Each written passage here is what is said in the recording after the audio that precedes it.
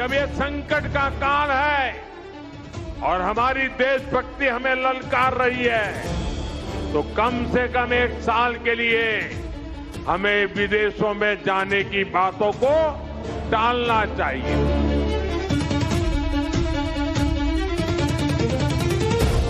की सीमा तो यह है कि पेट्रोल डीजल जनता कम खर्च करे, लेकिन मोदी जी का लंबा काफिला पेट्रोल डीजल बर्बाद करता हुआ निकलेगा, रोड शो करेगा। आपसे कहते हैं विदेशी यात्रा मत कीजिए, लेकिन वो यूरोप की यात्रा पर 5 दिन के लिए जा रहे हैं। बड़ी गर्मी है देश में।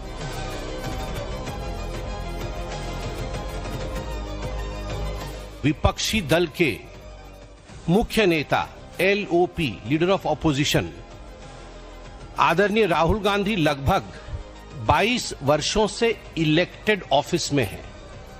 22 वर्षों से 22 वर्षों में वो कितनी बार विदेश गए, तो अभी तक जो डिक्लेयर्ड है और पब्लिक डोमेन में आया है उस सब को काउंट करके 54 फॉरेन ट्रिप्स बनता है।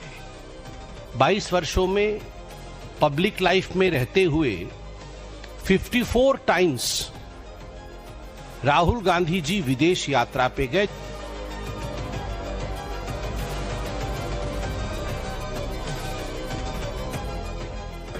कि प्रधानमंत्री की नाकामी से ध्यान हटाना चाहिए। इकोनॉमी कोलैप्स हो रहा है, विदेश नीति कोलैप्स हो चुकी है, झटके मिल रहे हैं, अर्थव्यवस्था को झटका मिल रहा है, कूटनीति को झटका मिल रहा है, और ये अभी राहुल जी के फॉरेन ट्रिप के बारे में जानकारी देना चाहिए।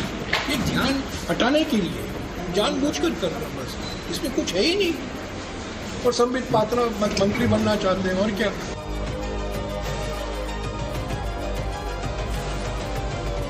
राहुल गांधी ने पिछले 22 सालों में 54 विदेश यात्राएं करी, यानी एक साल में 3 विदेश यात्राओं का भी एवरेज नहीं आ रहा है। वहीं पिछले 10 सालों में 12 सालों में भारत के प्रधानमंत्री ने कम से कम 200-300 विदेश यात्राएं करी हैं और कई 100 अरबों डॉलर खर्च हुआ है। उसका तो खर्च नहीं मांग रहे हैं। आखिर वो बताएं कि जो प्रधानमंत्री ने यात्राएं करी उनका खर्च कहाँ है और उन यात्राओं से भारत को क्या हासिल हुआ।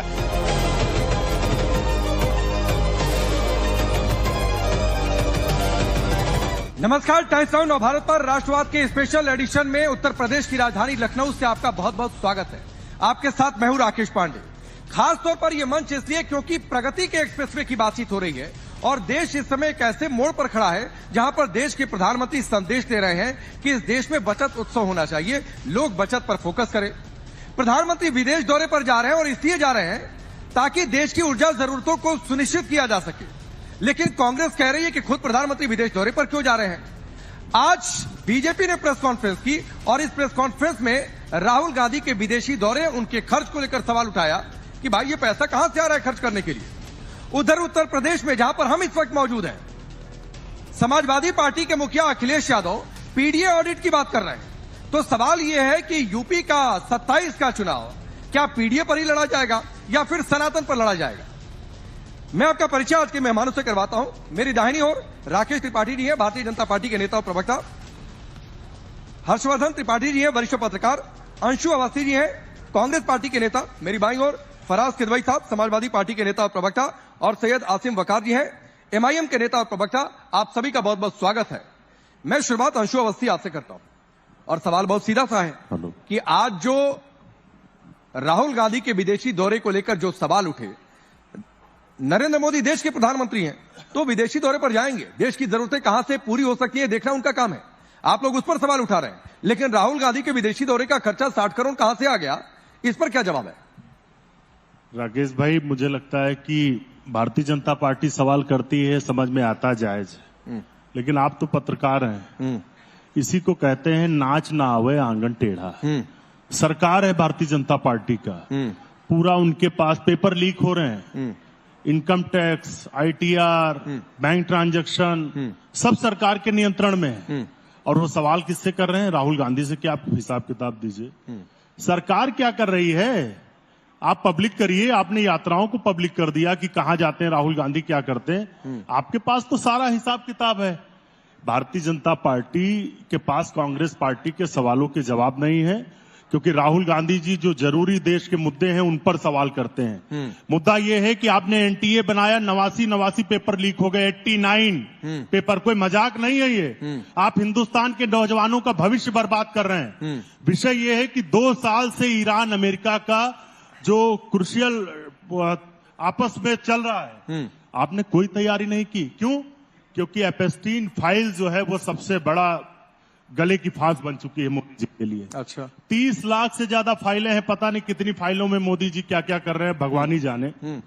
आपने अमेरिका के सामने अपने आप को सरेंडर कर दिया।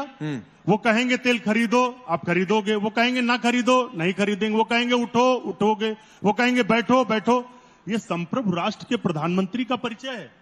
वो कहते हैं, ट्रंप कहता है कि मैं 1 मिनट में मोदी का करियर बर्बाद कर दूंगा। और पूरी भारतीय जनता पार्टी जो अपने आप को विश्व का सबसे बड़ा संगठन, सबसे बड़ी शक्तिशाली सरकार बताती है, वो हिंदुस्तान के 140। हम मोदी जी को कहें, हमें आपत्ति नहीं है।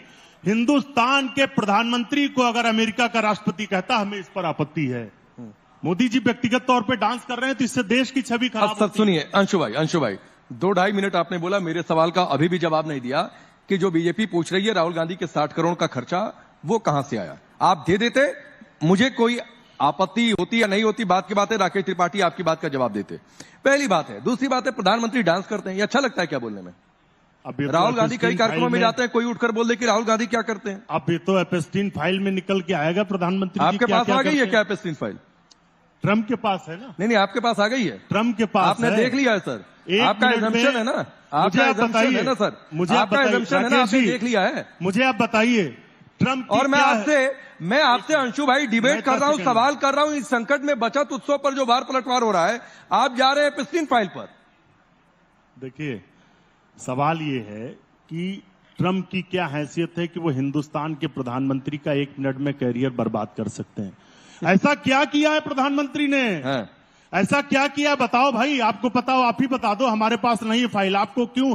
ट्रंप के पास ऐसा क्या है? नहीं, फाइल तो मेरे पास भी नहीं है। करियर बर्बाद कर सकते हैं। फाइल तो मेरे पास भी नहीं है। राकेश त्रिपाठी बताइए। भी इस देश की प्रधानमंत्री थी, कोई सर नहीं झुका पाया। ठीक। और मोदी का करियर तबाह करें, मोदी का करें। मैं ये कहते हुए आगे बढ़ रहा हूं कि प्रधानमंत्री पर इस तरीके की टिप्पणी और बीजेपी की चुप्पी, क्या मतलब है इसका? ठीक है अंशु भाई, ठीक है।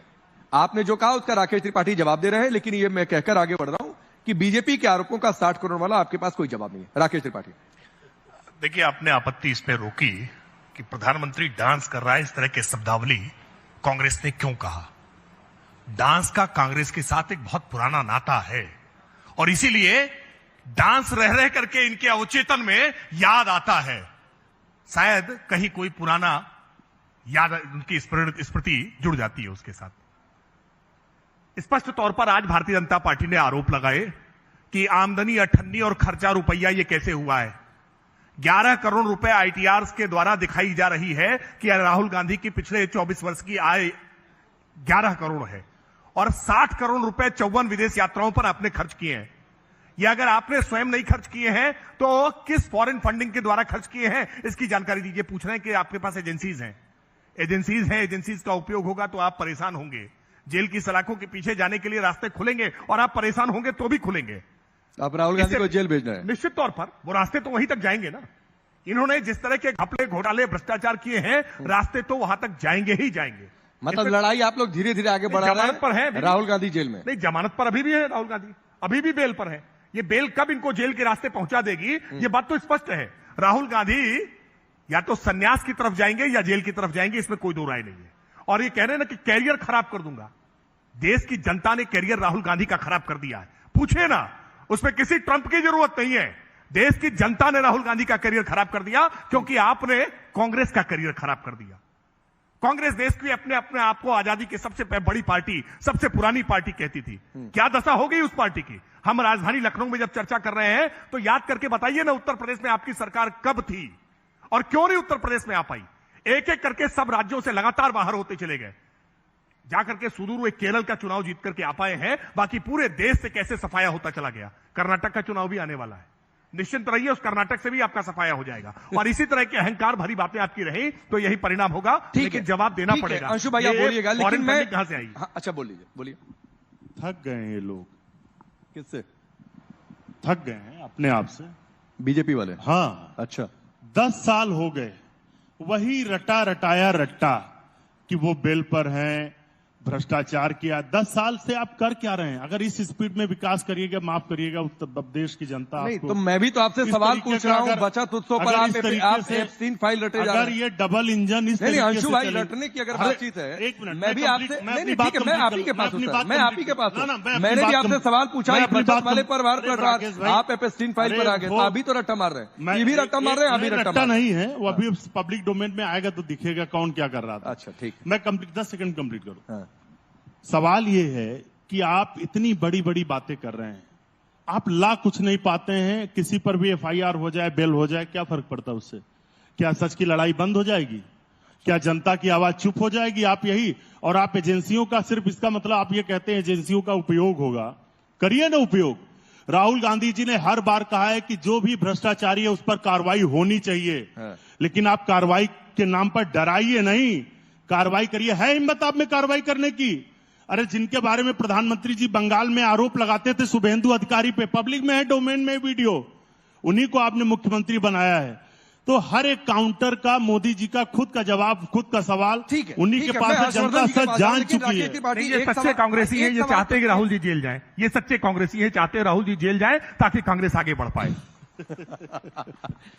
हर्षवर्धन जी, मैंने सवाल पूछा था कि बचत उत्सव प्रधानमंत्री बातचीत कर रहे हैं, काफिला वो कम कर रहे हैं, राहुल गांधी पर एक आरोप लगा, क्या उसका जवाब है?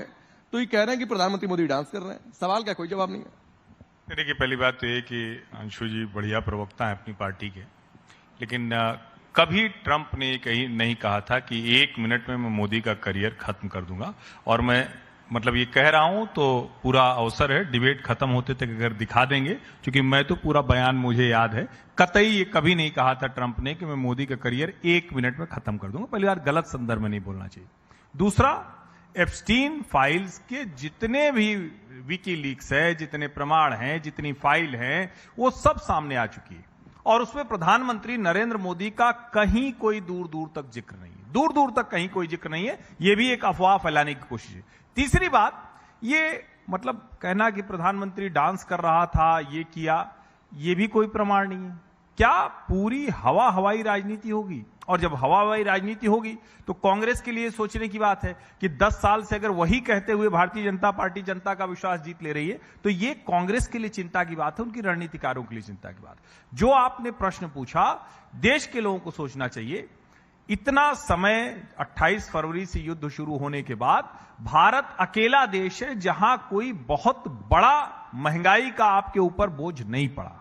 दुनिया के 40 देशों ने राशनिंग से लेकर, QR कोड से लेकर, फोर्स वीकली ऑफ से लेकर जाने क्या क्या कर दिया। भारत सरकार को यह उम्मीद थी और ये लग रहा था कि युद्ध समाप्त हो जाएगा, स्टेट ऑफ हॉर्मुज खुल जाएगा।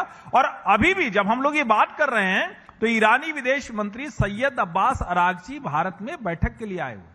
तो भारत की जो भूमिका है वो कर रहे हैं, लेकिन एक्सटर्नल अगर कोई कारक हैं तो उसके लिए तो हमें देखना पड़ेगा कि वो क्या हम कर सकते हैं, और प्रधानमंत्री की अपील उन्हीं संदर्भों में देखी जानी चाहिए। लेकिन एक बात और उठती है हर्षवर्धन जी, विपक्षी दलों के द्वारा, कि चुनाव चल रहा था तो टाइम बाई कर लिया। देखिए, ये तो एकदम, मैं आपके सवाल पर, ये एकदम दुरुस्त बात है। भारतीय जनता पार्टी को लगा कि चुनाव के बीच में ये करेंगे तो उसका परिणाम कुछ और हो सकता है। ये एकदम दुरुस्त बात, ये विपक्ष का आरोप कतई गलत नहीं है, चाहे जो भारतीय जनता पार्टी के लोग इस पे कहें, लेकिन ये सच है। लेकिन अब उसके आगे की बात जो ज्यादा जरूरी है, क्या राज्यों के चुनाव परिणाम बदलने से एक्सटर्नल अफेयर्स में या जो गैस की पॉलिसी, एनर्जी पॉलिसी में कोई चेंज हो सकता है? जवाब है नहीं।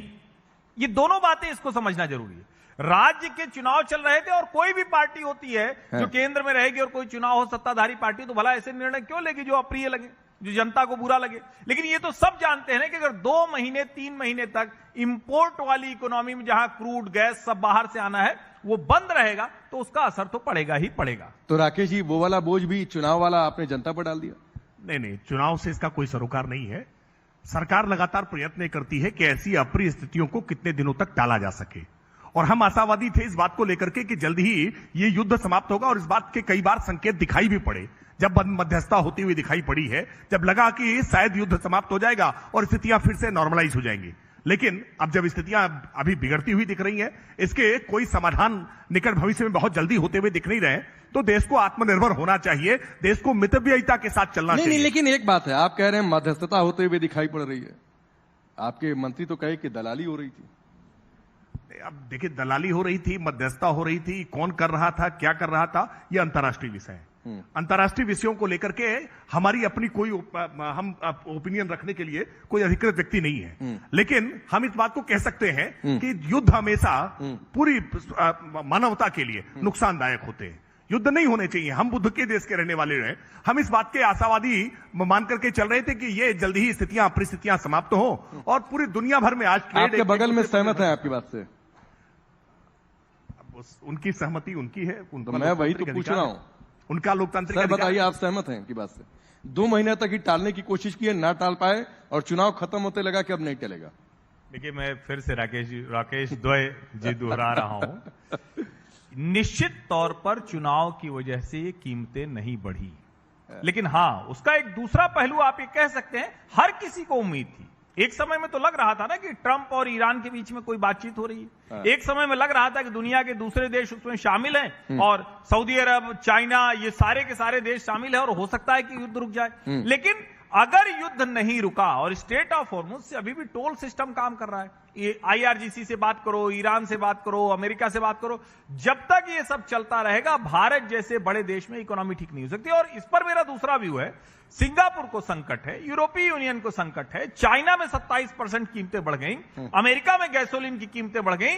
भारत सरकार ने इस मामले में ये कमाल का मैनेजमेंट किया है, लेकिन ये तो सच है ना कि अगर 1000 करोड़ का घाटा रोज होता रहेगा तो आप बहुत लंबे समय तक सस्टेन नहीं कर सकते। दोनों उतना ही सच है। ठीक है फराज भाई, मैं आता हूं, लेकिन उससे पहले असीम वकार जी, तो ये 1000 करोड़ रोज का घाटा अगर मैनेज करने की बातचीत हुई है और बचत की बात, और खुद प्रधानमंत्री ये संदेश दे रहे हैं अपना काफिला छोटा करके 2 गाड़ी का, और विदेश तो वही जाएंगे, कहां से क्या, फिर क्यों इस पर पॉलिटिक्स हो रही है? कहां घाटा हो रहा है सर? घाटा कहां हो रहा है?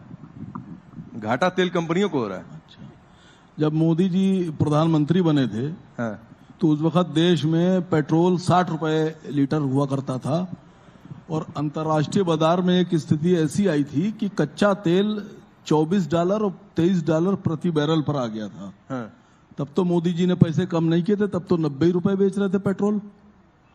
तो पहले अगर 1000 करोड़ का घाटा बता रहे हैं तो पहले ये भी तो बताइए कि पिछले 10 साल में कमाया कितना आपने, प्रॉफिट कितना है आपका, ये कौन बताएगा? भाई आप कमा भी तो यहां से रहे हैं।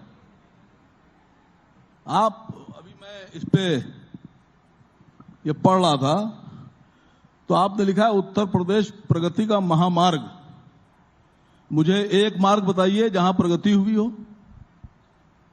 कहीं प्रगति नहीं हुई है। कौन सी प्रगति आप कर रहे हैं?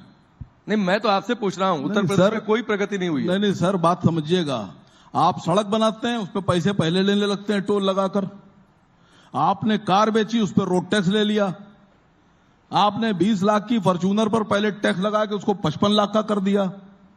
भाई रोड टैक्स भी हम दें, इनकम टैक्स भी हम दें, रजिस्ट्रेशन फीस भी हम दें, GST भी हम दें, पेट्रोल पे वैट भी हम दें, और उस बाद आप सड़क बनाएंगे पब्लिक के पैसे से, उस पर हमसे पैसे ले लेंगे आप। तो आपकी सरकार आ जाएगी तो आप सारा टैक्स खत्म कर देंगे? होना चाहिए सर, टैक्स होना ही नहीं चाहिए। नहीं, टैक्स जैस टैक्स रखिए आप। ये तो गुंडा टैक्स हो गया है कि तुम कमा रहे हो, हमको इतने पैसे दो वरना हम तुम्हें गोली मार देंगे, तुमको जेल में डाल देंगे, तुमको किडनैप कर लेंगे, तुमको बंद कर लेंगे। ये टैक्स सरकार के टैक्स नहीं होते हैं। सरकार के टैक्स होते हैं कि ईमानदारी के टैक्स दो। अच्छा, 1 मिनट सर, बात निकाली तो पूरी कर लेने दीजिए। आप हमसे टैक्स ले रहे हैं, आप हमसे वोट ले रहे हैं, आप हमसे सरकार बनवा रहे हैं, और उसके बाद में हमारे ही बच्चे स्कूलों में अवैध फीसें जमा करेंगे। 10-10 हजार, 12-12 हजार, 8-8 हजार की फीस जमा करेंगे।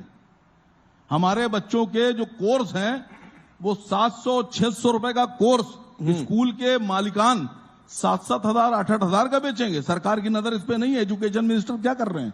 अच्छा, मोदी को विदेश जाना चाहिए कि नहीं? सुनिए, पहले बात सुनिए। प्रधानमंत्री को विदेश जाना चाहिए कि नहीं? अभी आपके चैनल पर अभी कुछ देर पहले ब्रजेश पाठक जी बैठे थे, स्वास्थ्य मंत्री हैं, आपने तो उनसे स्वास्थ्य पर सवाल ही नहीं पूछा कोई। अरे तो खड़ा होकर आप पूछ लिए होते। नहीं, आप बताइए, आप लोग यहाँ मौजूद और ये भी बता रहा हूँ कि अगर डिबेट में किसी को सवाल पूछना है तो हाथ उठाएंगे, मैं आ जाऊंगा आप लोगों सर के पास। बात तो सुन लीजिए, आप में से सब यहाँ मौजूद थे, आप बताइए एंकर ने क्या। हर्षवर्धन जी कह रहे हैं कि सामने ही थे, खड़ा होकर बोलते कि हमको पूछना है। नहीं, उस वक्त तो मुस्कुरा रहे थे सर, क्योंकि बात उनको तो लगा कि मुसलमान सपा से इनकी तरफ चला जाए। बात तो जाते समय कोई सिफारिश भी बता रहे थे, जाते समय कोई सिफारिश भी बता रहे थे, इसीलिए सवाल बात तो सुन लेने दीजिए, बात तो सुन लेने दीजिए। पहले तो हर्षवर्धन जी के आगे आप लगाते हैं राजनीतिक विश्लेषक या पत्रकार, उनको बताइए आरएसएस का पत्रकार। पहले सीधी सी बात, मैं आपसे पूछ रहा हूं, आप कितने लोग हैं? सबके घर में परिवार है, सबके घर में बीमारी दुखी आती है, सब डॉक्टर के पास जाते हैं, और प्रत्येक व्यक्ति को जो यहां बैठा उसको यह भी पता है कि अगर एक 2000 रुपए की जांच डॉक्टर साहब ने लिखी है तो उसमें 1200 रुपए डॉक्टर साहब का कमीशन है, पता है ना? अच्छा चलिए, मैं एक मिनट सर, क्या आपने ब्रजेश पाठक को यह बात नहीं पता है? क्या ब्रजेश पाठक को इस पर कार्रवाई नहीं करना चाहिए? अरे तो ब्रजेश पाठक जी चले गए भाई, उसी से मैं आपको पूछना था। आप राकेश जी कह रहे हैं कि आप सिफारिश करने में लगे हुए थे। ये मान गए ना, आपका काम हम कर रहे हैं। तो करिए सर, खड़ा होकर पूछ लिए होते। ओपन प्लेटफॉर्म है, मैंने तो यहाँ भी लोगों से कह दिया किसी को सवाल पूछना है तो इशारा करे, मैं उठ के चलाऊंगा। अरे सर, आपने किसी से कुछ नहीं कहा, ये तो पारदर्शिता है सर, ये तो ट्रांसपेरेंसी है। आपने पहले लेकिन आप राहुल गांधी को लेकर जो सवाल उठ रहे हैं कि वो 60 करोड़ का खर्चा कहां से हुआ, उस पर आप नहीं बोल रहे। आपने पहले से बता कर रखा है कि बीजेपी से सवाल ना पूछना। ना कोई, आप बोलिए किसको, कौन पूछेगा, बोलिए। मैं तो चला बोलने नहीं दे रहे, ट्रांसपेरेंसी है। मैं देश की बात कर रहा हूँ, जो देश की बात नहीं, सब यहाँ देश की बात कर रहे हैं सर, जो देश की बात, पाकिस्तान की बात करने थोड़ी नहीं बैठा है यहाँ पर। मैं आवाम की बात कर रहा हूँ, मुझे बोलने नहीं दे रहे। हाँ तो यहाँ भी देशी आवाम की बात, देश की बात कर रहा हूँ, मुझे बोलने। चलिए 30 सेकंड और पूरा करिए। हाँ नहीं तो आप पूरा करिए। अगर आप राष्ट्रवाद पे बहस लेकर आए हैं तो मुद्दे भी राष्ट्रवाद के होना चाहिए, सवाल भी राष्ट्रवाद के होना चाहिए, जवाब भी राष्ट्रवाद के होना चाहिए। सर, पत्रकार वाला काम मुझे छोड़ दीजिए, आप जवाब वाला काम करिए। सवाल मैं पूछ रहा हूं, आप जवाब दीजिए। तो 30 सेकंड और पूरा करिए। मसला तो यही है सर। मतलब आप सबको सिखा लेंगे कि काम नहीं कर रहे हूं, आरएसएस के पत्रकार हैं, मैं पत्रकार नहीं हूं, मैं सवाल नहीं कर रहा हूं, आप नेतागिरी छोड़कर सब काम कर लेंगे। हर्षवर्धन जी 30 सेकंड बोलिए। आ रहा हूं। मैं ये कहूंगा आप लोगों को, असीम वकार जी को या तो जानकारी नहीं या झूठ बोलने की आदत है। अगर एक दिन भी मोदी सरकार में $24-25 का क्रूड बिका होगा तो मैं टीवी पर, चैनल पर आना बंद कर दूंगा। आप लोग सब खोज लीजिए, इतना झूठ बोलते हैं असीम वकार। और आपके पास समय है, आप बताइए $24-25 कभी भी होगा, बताइएगा। कभी नहीं, not for a single day. $39 to $40 Covid time में आया था। कोविड के समय में जब बिल्कुल डिमांड ही नहीं रही तब ये हुआ। लेकिन इसको ये कहते हैं, ये ठीक वही हाल है कि कोविड काल का आंकड़ा लेकर कहेंगे 45 साल की महंगाई हो गई। दुनिया में महंगाई के आंकड़े क्या है? और इसीलिए मैं कह रहा हूं, इन राजनेताओं की बात मत सुना कीजिए, वरना क्या होगा, इनको तर्क नहीं सूझेगा तो ये कहेंगे कि आरएसएस के पत्रकार हैं। समझिए इनका हाल देखिए आप। क्यों इनको जनता नहीं चुनती? इसीलिए नहीं चुनती है क्योंकि मुद्दे की छोड़कर व्यक्ति को टारगेट करने की कोशिश करते हैं।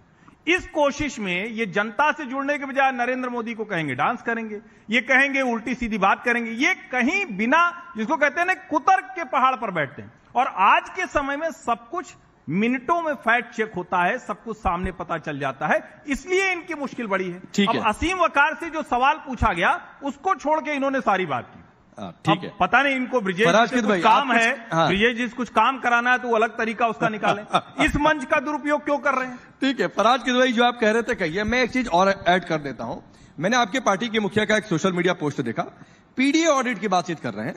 तो आपका 27 में, चूंकि एक साल भी ढंग से तो नहीं है चुनाव में, तो क्या है ये सनातन हिंदुत्व एकता की काट आपको पीडीए में ही नजर आती है? हालांकि कैबिनेट एक्सपेंशन में यह दावा कर रहे हैं कि पीडीए से आगे का समीकरण ये फिट कर दिए। राकेश भाई, आपकी इस सवाल का मैं बिल्कुल जवाब दूंगा, लेकिन पेट्रोल पर बात हुई, फ्यूल पर, तो देश की जनता के सामने एक फैक्ट रखना जरूर चाहिए कि 2004 से 14 के बीच में जो क्रूड ऑयल है वो 217% से बढ़ा था, 217% से, और तब पेट्रोल और डीजल लगभग 60 रुपए के आसपास बिक रहा था। और आदरणीय प्रधानमंत्री जी के शासनकाल में वो जो 10 साल वाला जो है उसमें क्रूड ऑयल लगभग, मुझे लगता है 67% के आसपास से गिरा, लेकिन हमको पेट्रोल डीजल जो है वो 100 रुपए के आसपास मिल रहा था। दूसरी बात, देखिए आदरणीय प्रधानमंत्री जी पूरे देश के प्रधानमंत्री जी हैं। अब हर्षवर्धन जी अब आप जाइए यहां से। अब देखिए जवाब मिल गया आपको। आपको नहीं सर वो बात नहीं कि मैं चैलेंज कर रहा हूं। आपको टीवी डिबेट छोड़ना पड़ेगा। असीम वकार जी, मैं इकोनॉमिक्स का स्टूडेंट हूं, मैं आंकड़ा लेके बैठा हुआ हूं। एक बताइए, मैं आपको साल खोल के, मेरे पास चार्ट पड़ा हुआ है। 2020 बिल्कुल नहीं, करेक्ट, $19 बिल्कुल नहीं, $19 कभी नहीं, $19 $2000 में $57 मैं आ रहा हूं।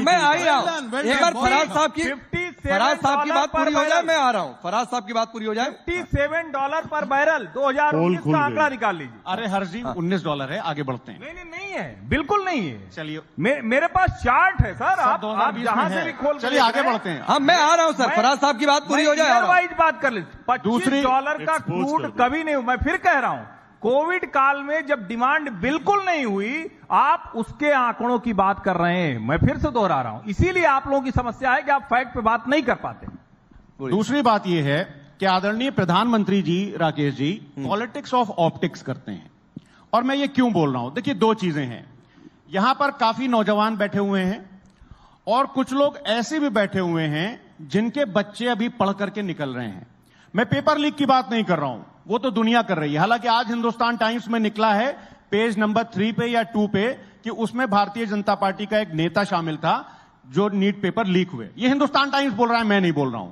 अब उसकी सच्चाई हर्षवर्धन जी बता देंगे, राकेश भाई बता देंगे। लेकिन आदरणीय प्रधानमंत्री जी करना कुछ चाहते हैं, हो उल्टा जाता है। मैं तो इस देश के नौजवानों से एक सवाल पूछना चाहता हूं कि आदरणीय प्रधानमंत्री जी ने कहा था कि वो अगले 5 साल में 1 करोड़ इंटर्नशिप 1 करोड़ बच्चों की करवाएंगे। कहा था कि नहीं कहा था? कहा था। कितने बच्चों की उसमें इंटर्नशिप हुई और कितनों को नौकरी मिली?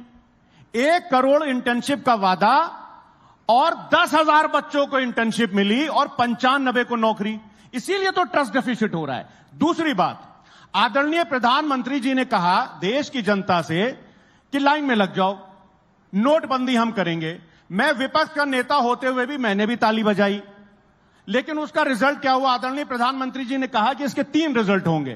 पहला, कैश इन सर्कुलेशन जो है वो कम होगा, जो कि चेक करिएगा आप लोग जाकर के, कैश इन सर्कुलेशन डबल हो गया है। दूसरा, उन्होंने कहा कि जाली नोट सिस्टम से गायब हो जाएंगे। आप लोगों को यह जान करके दुख होगा कि इस देश का जो मॉडल स्टेट है गुजरात, वहां पर जाली नोट जो हैं वो इस देश के लगभग 50% पाए गए। ये मैं नहीं बोल रहा हूं, ये सब सरकारी आंकड़ा बोल रहा है। तो प्रधानमंत्री जी, आदरणीय प्रधानमंत्री जी जो है राकेश जी, वो क्या करते हैं? वो सिम्टम्स का इलाज करते हैं। मतलब अगर कोई डॉक्टर यहां पर है, वो अगर किसी को टाइफॉइड हो जाएगा, उसकी वजह से बुखार आएगा, फीवर आएगा, तो पैरासिटामोल देने के बजाय टाइफॉइड का इलाज होना चाहिए। लेकिन आदरणीय प्रधानमंत्री जी जो हैं वो सिम्टम्स की दवा देते हैं, वो पैरासिटामोल की दवा पैरासिटामोल देते हैं। दूसरी बात, आपने अभी पीडीए की बात करी। देखिए हम लोग क्या है, हम लोग जो हैं आदरणीय अखिलेश यादव जी की जो राजनीति है, वो राजनीति सबको साथ में लेकर के चलने वाली है। वो राजनीति है कि गोस्वामी तुलसीदास जी ने कहा था ना कि राम राज बैठे त्रिलोका, हर्षित भय गए सब शोका, बैरू न कर काहू संग कोई, राम प्रताप विषमता कोई। हम लोग तो वो पीडीए की राजनीति करते हैं कि जो पीड़ित है, जो दुखी है, जो अपमानित है, नहीं हम उसके साथ हैं। लेकिन उस पीडीए के नारे में फराज भाई आप लोग भगवान राम को ही किनारे कर देते हैं। नहीं, उस पीडीए की सियासत में आप लोग सवर्णों को ही किनारे कर देते हैं। भाई साहब देखिए, सुनिए, ये बोल रहे हैं कि भगवान राम को किनारे कर देते हैं। हाँ? अरे समाजवादी पार्टी का प्रवक्ता भगवान राम को याद कर रहा है। भारतीय जनता पार्टी के जा नहीं रहे हैं। अरे भारतीय 2 घंटा लगेगा फराज भाई। आप सुनिए, 2 घंटा लगेगा अयोध्या पहुंचने में। देखिए हमारे यहाँ आपके पार्टी के हमारे जाते जाते जमाने लग गए। हमारे यहाँ मुखिया को बुलावा नहीं आ रहा प्रभु राम का। सुनिए, देखिए ये क्वेश्चन गलत है। अब क्वेश्चन गलत है। आप कहते हैं कि हमें अयोध्या में प्रभु श्री राम का आशीर्वाद मिल गया। अब जिसको प्रभु राम आशीर्वाद दे दिए वही प्रभु राम बुला नहीं रहे हैं। ये सवाल आपको गलत लग जाता है। सुनिए, आसिम वकार साहब से मैं ये पूछने वाला कोई नहीं होता हूं कि आप हज कब करेंगे। मैं पूछ सकता हूं आपसे? क्या मैं पूछ सकता हूं कि आपके ऊपर उंगली उठा सकता हूं? नहीं उठा सकता हूं। नहीं, लेकिन हज पर सवाल भी नहीं उठा सकते। ये हज पर सवाल भी नहीं उठा सकते। आपके अंदर इतनी हिम्मत बार बार होती है कि आप प्रभु रामलला पर सवाल उठाते हैं। इनकी हिम्मत हो तो हज पर सवाल उठाए, इनसे हिम्मत हो तो हज पर सवाल उठा के दिखाए। हज पर ये सवाल ना उठा पाएंगे, पैगंबर साहब पर ये सवाल ना उठा पाएंगे, लेकिन प्रोग्राम पर सवाल उठाएंगे आप। आगे बढ़ने दिए। अब क्या है कि मैं 2 चीजें और बोलता हूं कि हम क्यों बोल रहे हैं पीड़ित हम क्यों बोल रहे हैं दुखी, हम क्यों बोल रहे हैं अपमानित? आज यहां देश में नौजवान बैठे हैं। आज टाइम्स ऑफ इंडिया का पेज नंबर 2 या 3 खोलिएगा, उसमें लिखा हुआ है कि लखनऊ शहर में जहां आप बैठे हुए हैं वहां हर 10 मिनट में एक बच्चे के साथ अपराध हो रहा है। मैं कुछ नहीं बोल रहा हूं, और यह भारत सरकार की रिपोर्ट है, एनसीआरबी। और सुन लीजिए, इनके विकास, लोहिया अस्पताल लखनऊ में है, यह सबको पता है। हिंदुस्तान टाइम्स 12 मई 2026, 7 साल पहले घोषणा की थी कि लोहिया अस्पताल में Atal Bihari Vajpayee institute of medical sciences में साइंसेज बनेगा, और 2 बैच एमबीबीएस के निकल गए। और अस्थायी सुविधाओं से पढ़ाई पूरी कर लेने के बाद आज तक वहां पर काम नहीं शुरू हुआ। अब देखिए, मैं अटल बिहारी वाजपेयी जी को भी ठगते हैं। नहीं, मैं जाऊंगा अटल बिहारी वाजपेयी जी को भी लेकिन फरहाद साहब, आपकी एक बहुत अच्छी आदत है, आप स्किप रूट बहुत अच्छे से तलाशते हैं। इन्होंने अटल बिहारी वाजपेयी जी के नाम पे राजनीति की और फरहाद भाई, आप स्किप रूट बहुत अच्छे से तलाशते हैं। जैसे सवर्णों की बातचीत आई, जैसे अयोध्या जाने की बात आई, पट से आपने अस्पताल का आंकड़ा उठाना शुरू कर दिया। अरे भाई, आपने एक अखबार आर्टिकल उठाना शुरू कर दिया। अरे विकास की बात आप ही ने तो शुरू की। हाँ। विकास तो ये विकास है। और सवाल तो वो भी मैंने ही पूछा। और मैं आपको बता दूं, हाँ। उत्तर प्रदेश, चलिए, मैं कुछ नहीं बोल रहा हूं, मैं लास्ट 20 सेकंड जल्दी, लास्ट 20 सेकंड। हाँ।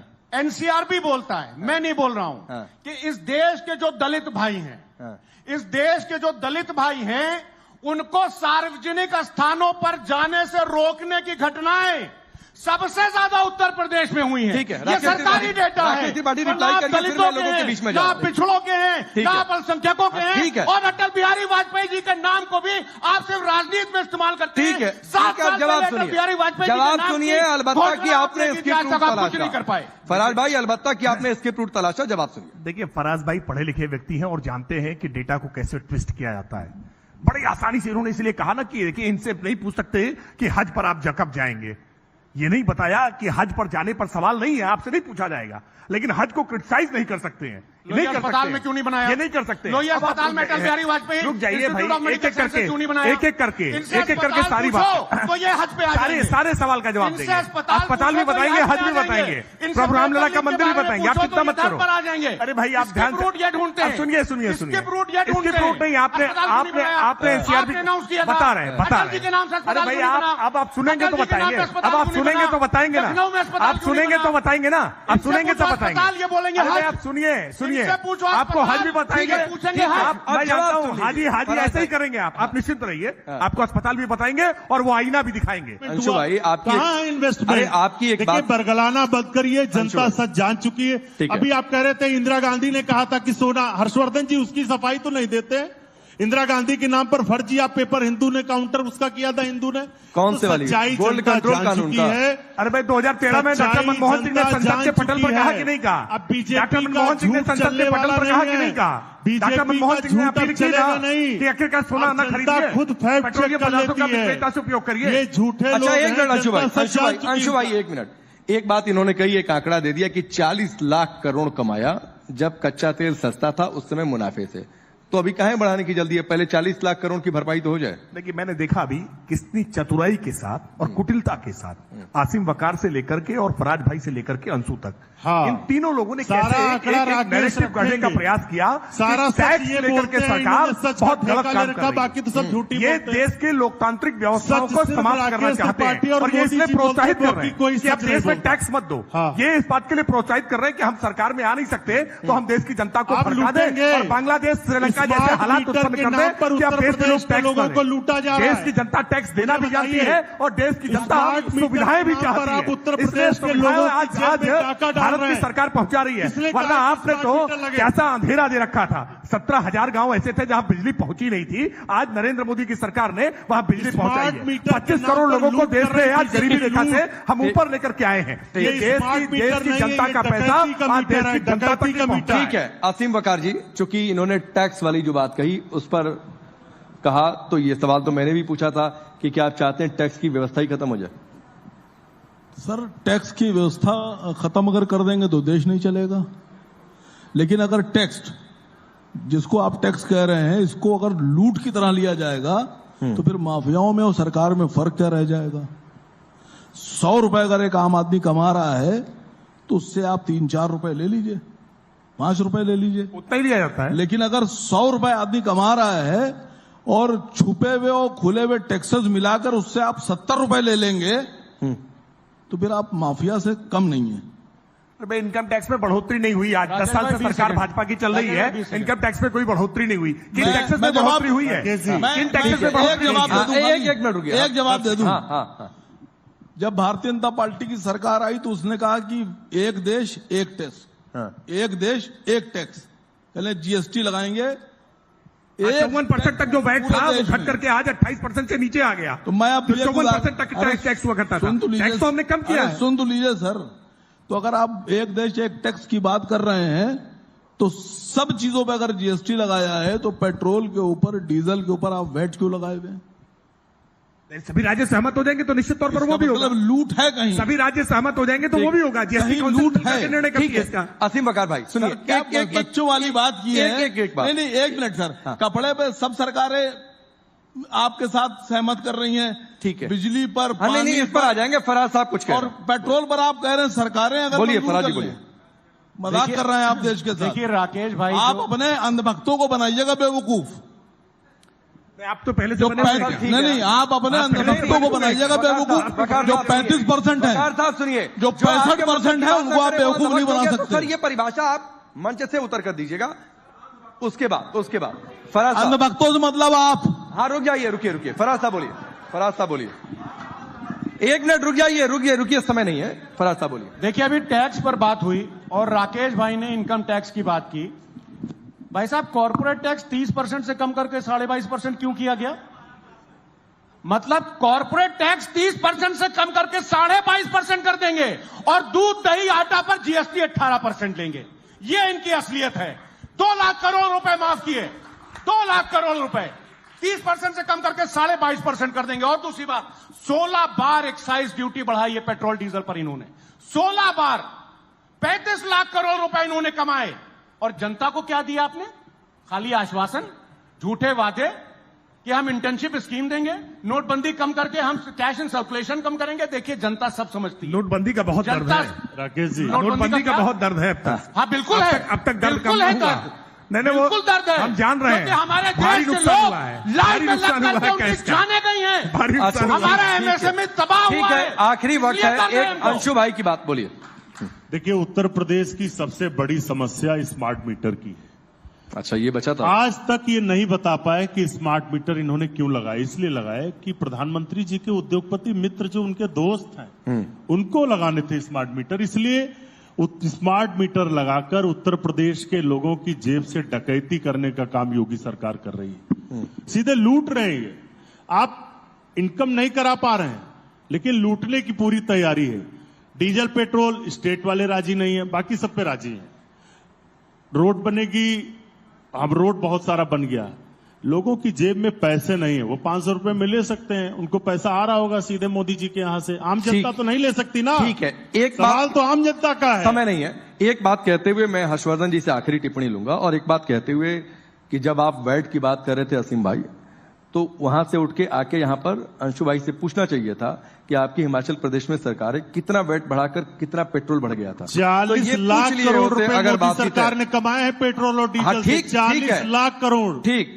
मैं 1 मिनट आपकी जवाब दे रहा हूं। सरकार सेंट्रल की अगर वैट लगा रही है तो स्टेट गवर्नमेंट जीएसटी कैसे लगा सकती है? फार्मूला आप बता। अरे अभी वैट की बात हो रही है, आप जीएसटी पर चले गए। हाँ, तो आप लोग मिलकर, अरे तो भाई जाकर काउंसिल में कहिए ना कि लाइए इसको एक दायरे में, सिस्टम में। कितने लोगों ने जाकर? नहीं, लोग पूछ रहे हैं कि अगर एक चीज मोदी जी कोई भी प्रोडक्ट वैट लगा के बेच रहे हैं तो उसको राकेश पांडे जी जीएसटी लगा के कैसे आगे बेचेंगे? ठीक बात है। चलिए अब हर्षवर्धन जी एक आखिरी टिप्पणी, और आखिरी टिप्पणी है कि ये ना राहुल गांधी के दौरों का हिसाब बता पाए, प्रधानमंत्री के दौरों पर सवाल उठाने के अलावा, और ना तो उधर पीडीए ऑडिट में सवर्ण है कि नहीं है वो भी ना बता पाए। ये बता कैसे लेंगे? 1 मिनट। अब आपने इनसे पूछा, जब भारत के प्रधानमंत्री, मैंने हर्षवर्धन जी से पूछा, भारत के प्रधानमंत्री और भारत के वित्त मंत्री जिनके पास सारा डाटा और आंकड़ा और सब कुछ मौजूद है, जब वो नहीं बता पा रहे हैं राहुल गांधी के दौरों का रिकॉर्ड, तो ये कैसे बता देंगे बेचारे? चलिए, मुझे पता नहीं था कि आप कांग्रेस की जगह आप ही बोल लेंगे। बोलिए हर्षवर्धन जी। नहीं देखिए, एक तो ये कि अगर सब कुछ इतना स्पष्ट है तो ये कहना कि सरकार आंकड़े देगी, राहुल गांधी को और कांग्रेस को इस प्रेस कॉन्फ्रेंस करके मुंह पे मार देना चाहिए। भारतीय जनता पार्टी के सारे आरोप ध्वस्त हो जाएंगे। ये तो वही कह रहे हैं ना, विदेश यात्राओं पर तो राहुल गांधी गए हैं, और राहुल गांधी का तो एक समय में कुर्ता फटा हुआ था, आपको याद होगा, पैसे ही नहीं थे। दूसरा, फराज भाई थोड़ा सा उत्साह में गलत बोल गए फिर से, दूध पर जीएसटी 18% नहीं है। फिर मैं आप लोगों से आग्रह करूंगा कि चेक कर लीजिएगा, दूध पर 0% है या अधिकतम 5% होगी, हाई उस पर है, लगाया था, वापस ले लिया। 0% को 18% इसी तरह का झूठ आप बोलते हैं, विरोध करने पर वापस लिया इसी तरह का झूठ बोलते हैं तो जनता को लगता है भैया काहे तुम्हारे साथ हम जाए, भरोसा टूटता है। विपक्ष को जिम्मेदारी से जनता के मुद्दे उठाने चाहिए, तभी ये कुछ मामला बनेगा, नहीं तो फिर मुश्किल होगी। आप झूठ बोलेंगे बार बार, झूठ इंटर्नशिप स्कीम के नाम पर बोला गया, झूठ इंटर्नशिप स्कीम के नाम पर बोला गया कि 1 करोड़ इंटर्नशिप देंगे, अभी तक 95 नौकरी लगी है खाली। एपेस्टीन फाइल आने दीजिए, फिर देखिए कब आ रही है, जल्दी सब आज एक जनता सब। चलिए एक जवाब आप ही दे दीजिए, जब ट्रम्प चाहेगा उसी दिन आ जाएगा, सोरोस देंगे बना करके। जिस दिन मोदी जी सीधे खड़े हो जाएंगे उसी दिन आ जाएगी, जिस दिन ट्रम्प के सामने झुकेंगे उसी दिन आ जाएगी। चलिए वक्त इतना ही है, आप सबका बहुत बहुत शुक्रिया। लखनऊ से मूड क्या है 27 का, लखनऊ से मूड क्या है, लोग क्या सोचते हैं इस बचत पर, लखनऊ से मूड क्या कि लोग क्या सोचते हैं कि विपक्ष कह रहा है कि भाई प्रधानमंत्री कहे लिए जा रहे हैं विदेश, तो भाई अगर सामान खरीदना कुछ है आपके घर में, हमारे घर में, तो कौन जाता है, घर का मुखिया जाता है आमतौर पर खरीदने, खरीद कर लेकर आता है या मैनेज करता है, तो इस देश के मुखिया प्रधानमंत्री है तो जाएगा कौन। वक्त इतना ही है, आप सबका बहुत बहुत शुक्रिया।